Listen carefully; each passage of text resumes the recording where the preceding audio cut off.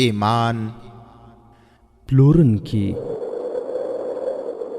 شپږ پنځوسمه برخه.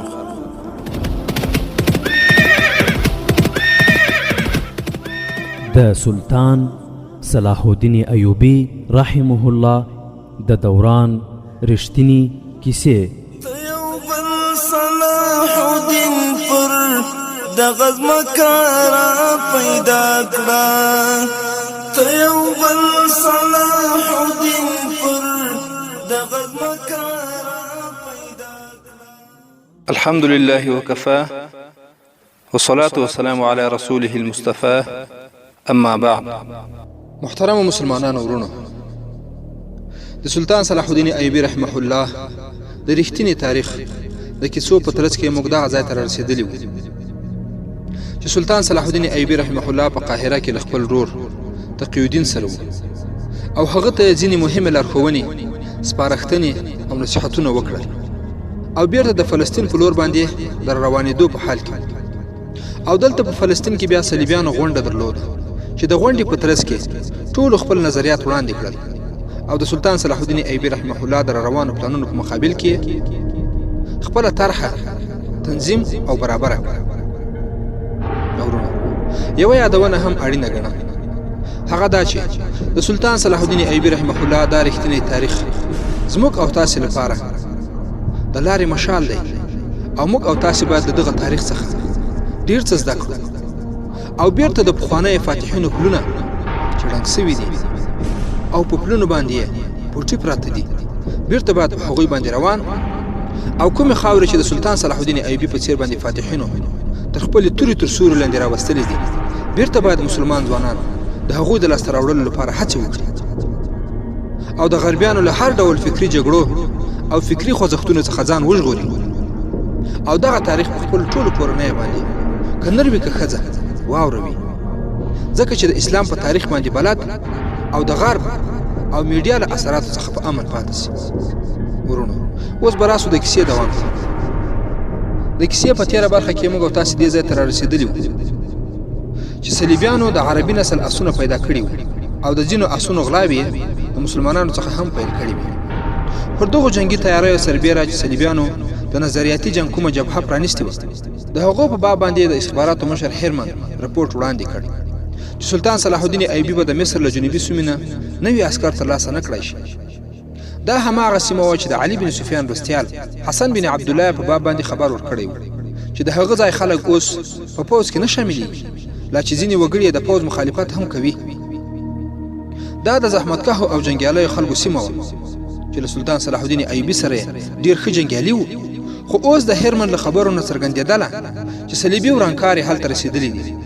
هلته خبره تر دې رسېدلې وه چې د حسن بن عبدالله د دې خبرې د معلومولو لپاره چې ولې د هغه ځای خلک د پوځ مخالف شوي، دوه تنه جاسوسان یې لېږلي وو او د هغه ځای خلکو هغه دواړه جاسوسان هم وژلي وو. د هغوی مړي هم لا په لاس ورغلي نه وو. دغه سیمه چې ډېره پراخه او پلنه وه د جاسوسانو لپاره یو مستحکمه کلا ګرځېدلې وه. د هغه ځای هېڅ معلومات په لاس نه راتلل. همدومره معلومه شوې وه چې د هغه ځای خلک مسلمانان دي، خو په عقیدوي توګه سست او اوهام پالونکي دي. هیرمن له تفصیلاتو پرته وویل چې د هغه ورانکاري بریالي دي، هغوی به اوس د مصر په ټولو سرحدي سیمو کې همدا ډول چلند خپلوي او خپروي او بیا به د مصر دننه سیمو ته د داخلېدو هڅې کوي. هغه هیله څرګنده کړه چې د مصر کلي به یې هم تر اغېزې لاندې راشي.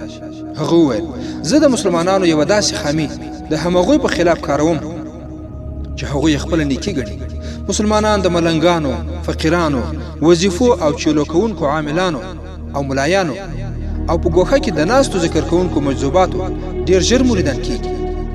دا ډله د اسلامي پوځ د هغو قمندانانو مخالفه ده کومه چې زموږ په خلاف په جنګونو کې شهرت موندلی دی. دا ملنګان خلک په دې باور کوي چې الله جل جلاله د همغوی اوري او همدوی د الله جل جلاله خاص بندگان دي. هغوی یوازې شهرت پیدا کول غواړي، په هغوی کې د جګړې ډګر ته د تللو جرأت نشته. ورونو، لکه په نن زمانه کې چې ځینې ویني خپله یې پېژني، له دې امله هغوی په خانقاه کې ناست هماغه شهرت ترلاسه کول غواړي چې قومندانانو د جګړې په ډګر کې ګټلی دی. که د انصاف او ناپېیلتوب له نظره وکتل شي، د مسلمانانو دغه پوځي مشران چې په هغوی کې سلطان صلاح الدین ایوبی او نورالدین زنګي هم شامل دي د قدر وړ انسانان دي. په هغوی کې چې چا تر اروپا پورې اسلام خپور کړ او هسپانیا په خپل حکومت کې شامل کړي و، په صحیح توګه د دې حقدار دي چې مسلمان قوم پرې وویاړي. ورونه دا د صلیبیانو د استخباراتو د مشر د هرمن وینا ده چې د سلطان صلاح الدین ایوبي په اړه یې کوي. هغه پسې وویل خو د هغوی وروستیو خلیفګانو خپل نومونه په خطبو کې شامل کړل او د مجاهدو قومندانانو اهمیت یې راکم کړ. د دې سره سره په مسلمانانو کې د تش په نامو مولیانو او عالمانو یوه ډله پیدا شوه چې له عمل نه ویرېدل. هغوی دا وګڼله چې هر څه د مولوي حق دی، خو هغوی د وروستیو عیاشو خلیفګانو ترڅنګ د جهاد معنا مسخه کړې وه چې خلک جهاد ته د تللو پر ځای په بې عمله واکمنانو راټولوي او هغوی د الله جل جلاله غوره کړای شوي بندګان وګڼي. د هغوی مرموزې خبرې او جادوګرانه انداز خلک داسې ګڼي چې د دغو غوره انسانانو په سینو کې پټ رازونه پراته دي چې الله جل جلاله هر بنده ته ښودلي نه دي. له دې امله ساده انسانان د دوی په جال کې راګیر شي. هرمن وویل زه په اصل کې همدغسې ملنګان استعمالوم. ورونه دا د صلیبیانو د استخباراتو مشر چې ویې ویل زه په اصل کې همدغه ملنګان استعمالوم. د مسلمانانو دغه کمزوري موږ ته ډیره ګټه رسوي. زه مسلمانانو ته همدغه د اسلام خبرې اورم، خو د اسلام له اساسي روح نه پرې لرې ساتم. تاریخ ګواه دی چې یهودانو په نظریاتي ورانکارۍ اسلام په کافي توګه کمزوری کړی دی. زه د هماغو پر اصولو کار کول غواړم. ورونو د هرمن دغه خبرې فکري جګړې ته متوجه دي چې یهودانو کومه فکري جګړه د مسلمانانو په خلاف باندې پیل کړې. هرمن وویل چې زه هم په هغه اصولو باندې کار کول غواړم. همدا جبهه وه چې تل به سلطان صلاح الدین ایوبي رحمه الله په اړه فکرمند و او د وارخطایي لامل یې همدا و چې په دې جبهه کې د خپل قوم وګړي په خلاف جنګېدل او څوک پرې نه پوهېدل. ورونو څرنګه چې هرمن یادونه وکړه چې زه د مسلمانانو په خلاف باندې د تش په نامو ملایانو، پیرانو، ملنګانو څخه ګټه اخلم، نو په دغه حالت کې هم یوې تبصرې ته اړتیا وینم. هغه دا چې د امریکایانو له راتګ سره د اسلام په ضد باندې دوی له رواجي ملایانو څخه هم کار واخیست، لکه څنګه چې هرمن یادونه کړې وه. او تاسې رابولم د دغې اړینې تبصرې اورولو ته. ورونو رینډ کارپوریشن یوه اداره ده چې په امریکا کې شتون لري او دغه اداره د افغانستان لپاره د اسلام په خلاف باندې نوي نوي قوانین جوړوي. د رینډ کارپوریشن تحقیقاتي اداره د امریکایي اسلام د خپرولو په کار کې یوه ډله نور خلک هم تشخیصوي چې اصلا د دوی ملګري نه دي، خو له هغوی څخه استفاده ورته ممکنه ده. دغه ډله خلک هغه رواجي ملایان دي چې د شرعي علم پانګه یې لږه، د اسلام د روح او له عمومي رسالت سره یې اشنایي کمزورې ده. ورونو او د شرعي علم د تقاضا مطابق د ټولنې له تنظیمولو او لارښوونو عاجز دي، خو په حرفوي یا مسلکي ډول په ټولنه کې د دیني چارو په سمبالولو کې اخته دي او د هر هغه حرکت او نوښت مخالفت کوي چې غواړي اسلام د رواجي شکل څخه راوباسي او بیرته یې هغه اصلي شکل ته ورستون کړي چې یو وخت په ټوله نړۍ کې هم دین او هم دنیا سمبالوله. دغه ډول رواجي ملایان فکر کوي چې په دغه ډول یو بدلون دوی خپل هغه ټول مادي او معنوي مصالح له لاسه ورکوي چې په حرفوي ملایي کې لري. نو له همدې امله دوی نه غواړي چې تحریکي او په سیاست په علما دي په ټولنه کې د دوی په ځای باندې کینی او د دوی ځای دی ونیسي. ورونو د رینډ کارپوریشن ادارې یو کتاب لیکلی چې د سیول ډیموکراټیک اسلام په نوم باندې ده. د دغه کتاب په 22 صفحه کې هغه لارې چارې په ګوته کوي چې څنګه رواجي ملایان د جهادي فکر او د تحریکي علماو او ځوانانو په خلاف استعمال کړی شي چې هغه تحریکي ځوانان او علما مجاهدین دي. هغوی په دغه صفحه کې لیکي د رواجي ملایانو هغه نیوکې او انتقادونه چې د جهادي تحریکي فکر د لرونکو په کړو وړو باندې لري باید په ښه زور او شور سره نشر کړی شي او د دوی دواړو ډلو ترمنځ دی د اختلاف ور نور هم تازه کړی شي. او ورونو امریکایان مجاهدینو ته بنسټګر وایي او دغه کتاب په ادامه کې پسې راځي د بنسټګرو او رواجي ملایانو د یوځای کېدو په لاره کې دی باید خنډونه ایجاد کړی شي. او بیا پسې لیکي د رواجي ملایانو او غرب پلوو ډیموکراټانو علماو ترمنځ دی د نږدې کولو کوښښونه وکړای شي. رواجي ملایانو ته باید له بنسټګرو سره د مناقشو او مناظرو ښوونه وکړای شي ترڅو وکولای شي د استدلال په ډګر کې هم د بنسټګرو مقابله وکړای شي او دا ځکه چې په عمومي ډول بنسټګر یا مجاهدین د بلاغ او استدلال په ډګر کې تر رواجي ملایانو ډیر قوي دي او دوی په لیکي په ځینو هیوادونو کې باید رواجي ملایانو ته د دیموکرات اسلام تعلیم او تربیه ورکړای شي ترڅو په قوت سره د بنسټګرو په مخ کې ودرېږي. ورونو د حج او اوقاف وزارت یې ښه بیلګه ده چې ټول د سیول دیموکراتیک اسلام په نوم باندې له کتاب څخه دغه لارښوونې عملي کوي.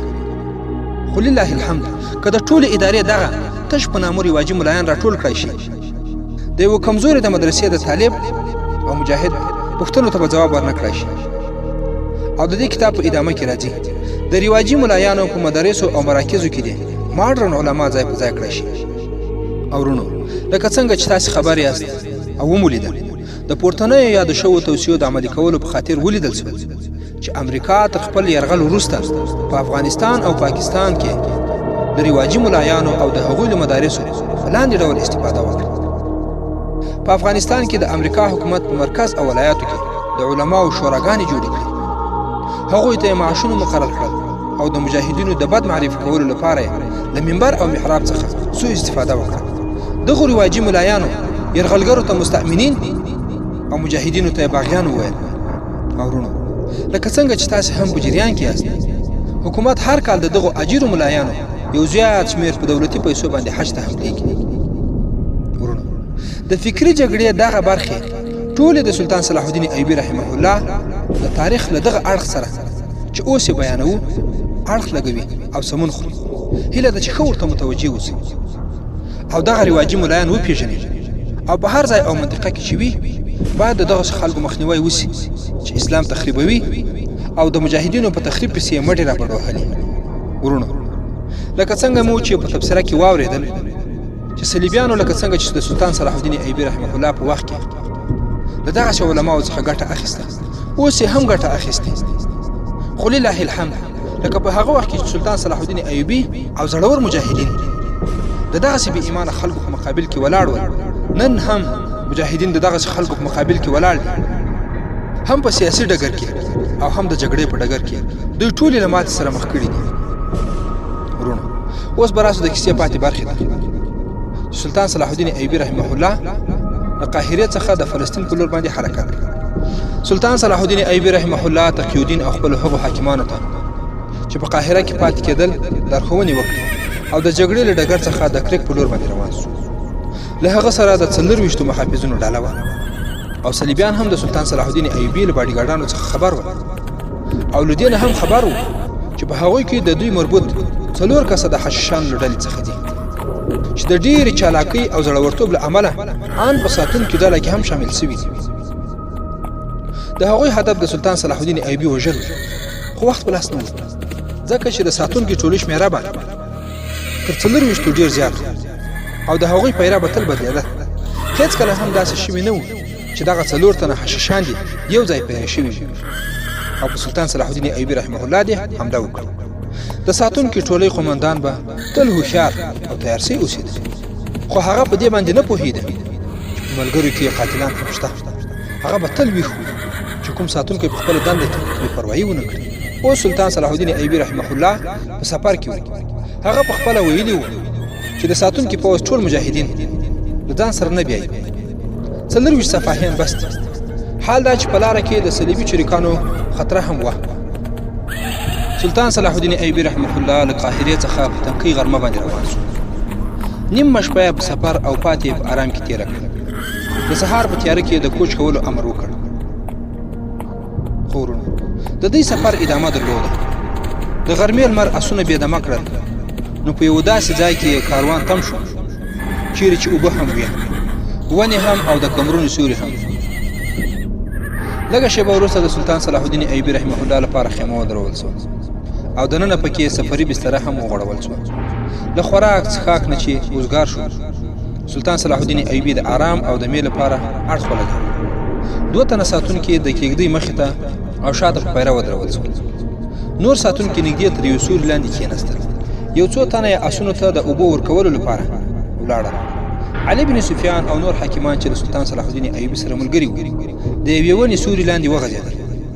هغوی کېږدۍ درولې نه وې دغه ځای داسې و چې د سلطان صلاح الدین ایوبي خیمه ترې لږ شانته پناه وه. د بیدیال مرد مکه او اسمان سوځل، چاته چې چېرته سیوری ښکاره سه همالته کېناست یا څملاست.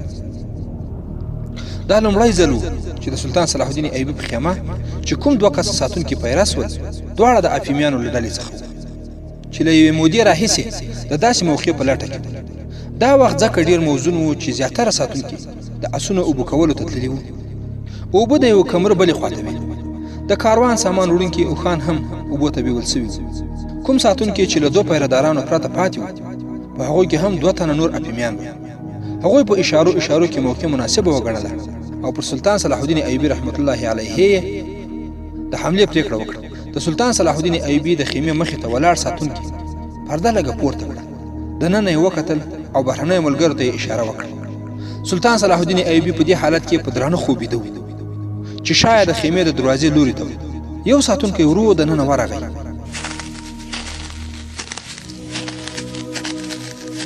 هغه خنجر راونه ایست او یوازې توره راایستلې وه، بلکې د هغه په لاس کې چې کومه برچه وه هغه هم له خیمې نه بهر ایښې وه. د هر ساتونکي په څیر دی هم یو قوي ځوان و. له ورایه خو هغه که د سلطان صلاح الدین ایوبي 2 چنده غټ نه و، نو یو نیم چند خو یې خامخا و. هغه په کرار د سلطان صلاح الدین ایوبي ورغی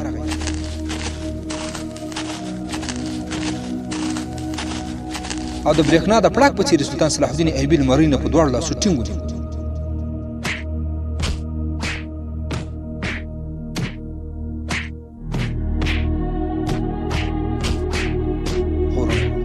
سلطان صلاح الدین ایوبي رحمه الله راویښ شو. هغه په ډاډه هم واوښت، خو څومره کلکه چې د هغه مرۍ نیول سوې وه، د هغې نه ځان خلاصول ګران و. د اسلام د دې زړور جنرال ژوند یوازې څو شېبې پاتې و. اوس هغه پړ مخې پروت و.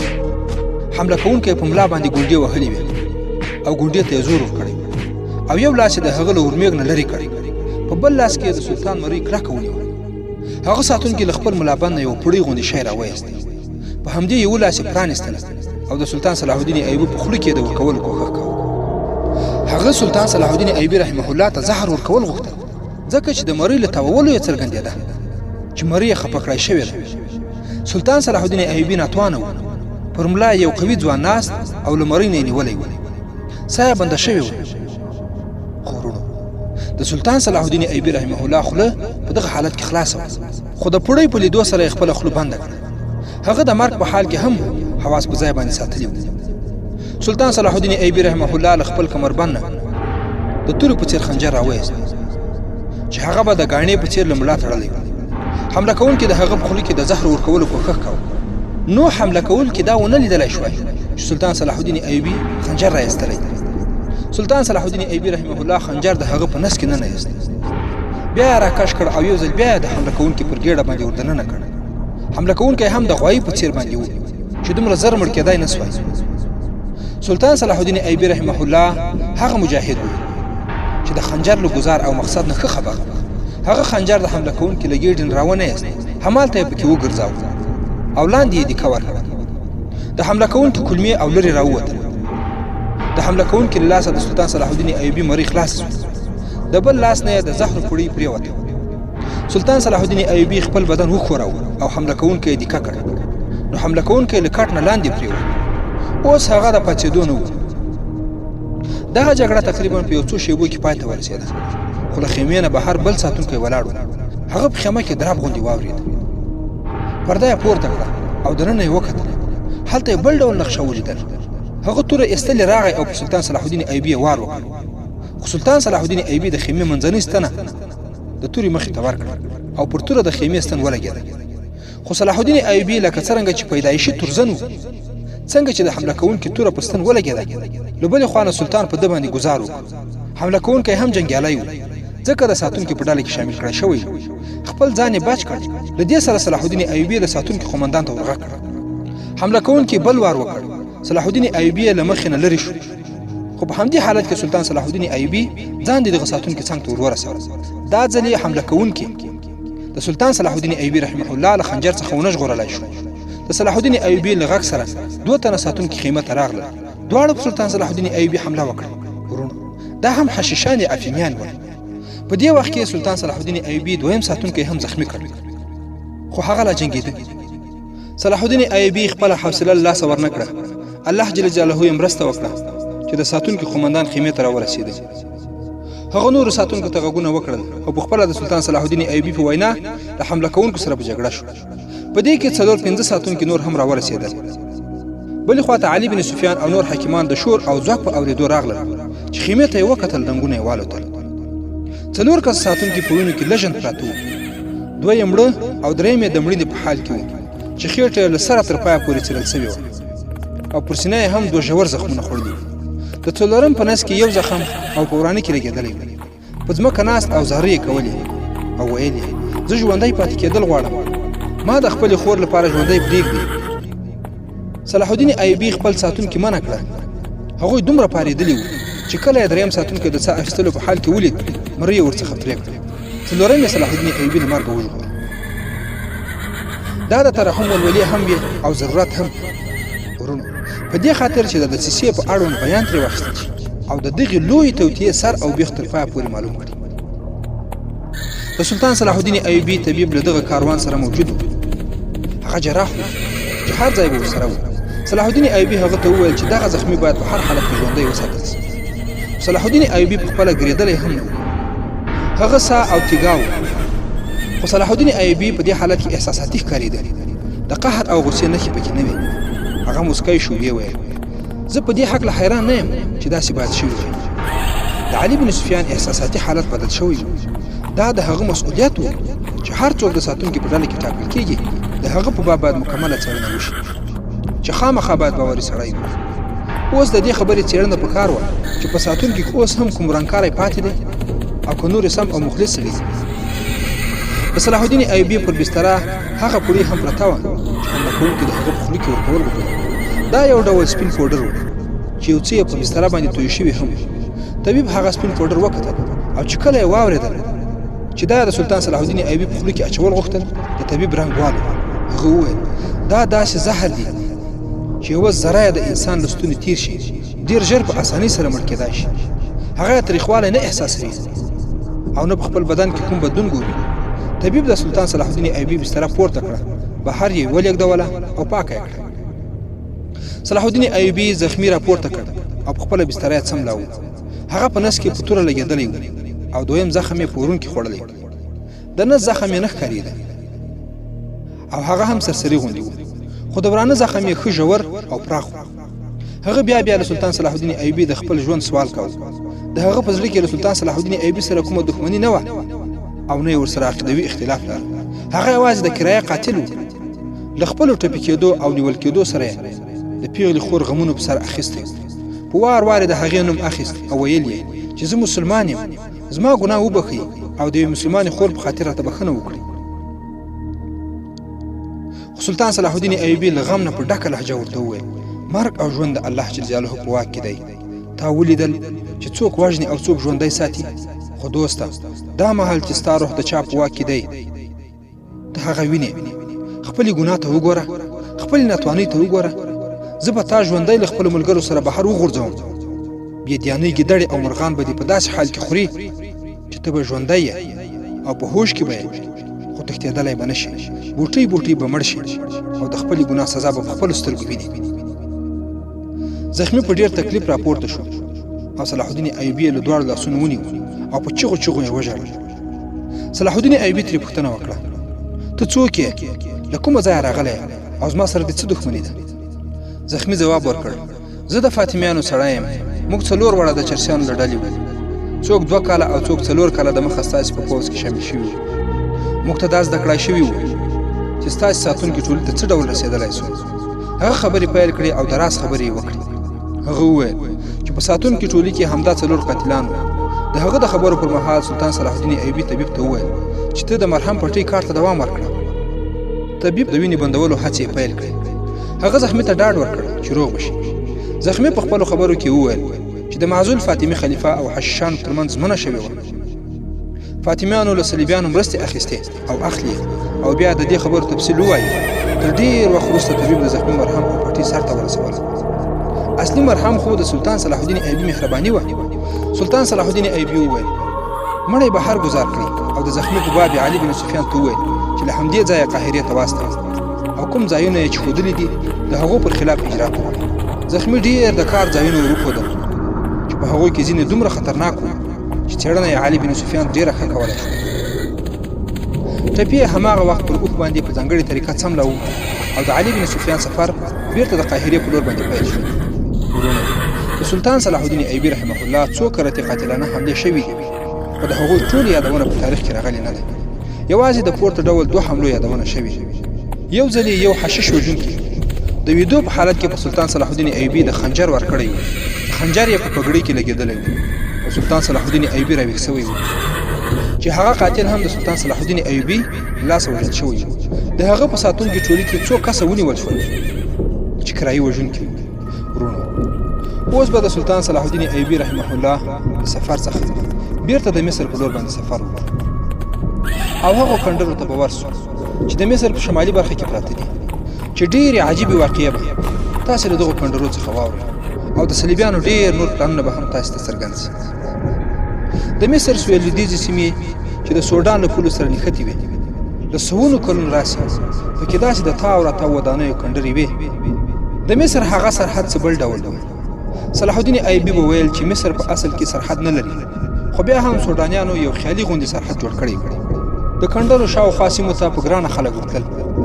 ویل کېدل چې د فرعونیانو په وختونو کې دا سیمه شنه او خړوبه وه او هلته اوبه زیاتې وې. وچ خوړونه او د سیلابونو ژور او وچ خوړونه هم وو. چیرته به کمرونه د یوې پایې په شکل او چیرته به شګلن ګټونه چې شکلونه یې د یوې سترې پخوانۍ ودانۍ د کندرو په څېر وو.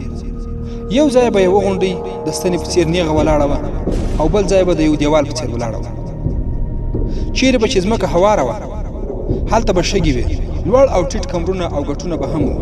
د دې سیمې په شاوخوا کې یو ځای اوبه هم وې، هلته ونې هم وې او اوسېدونکو به هلته کرکیله هم کوله.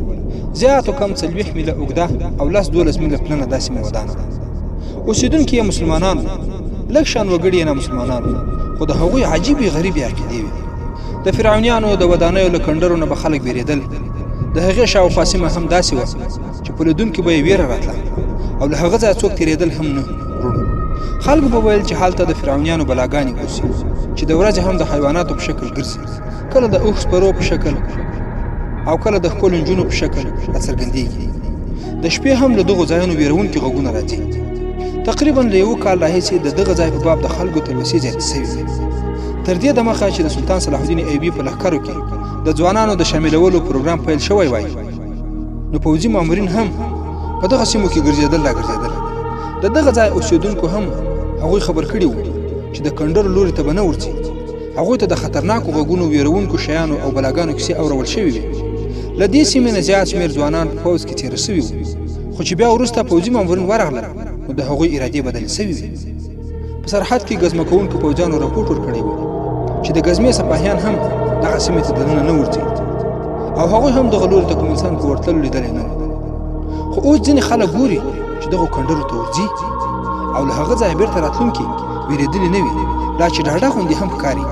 تر دې وروسته خبر راغی چې د هرې پنجشنبې په ماښام به په دغو کندرو کې یوه میله جوړېږي او تر دې وروسته دا پیښه وشوه چې د سرحدي پولیسو 4-5 مجاهدین بېدرکه سول.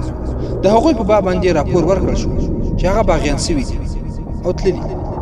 ورونو دا چې په دغو خطرناکو کندرو کې به د صلیبیانو کوم پلانونه وي او څه حالات به پېښېږي او هلته به سلطان صلاح الدین ایوبي رحمه الله په فلسطین کې کوم پلانونه په مخ بیایي او د سلطان صلاح الدین ایوبي رحمه الله نورې له پند او عبرت څخه ډکې پېښې به څه وي، دا به په نورو برخو کې واورو انشاء الله تعالی. د 55مې برخې پای.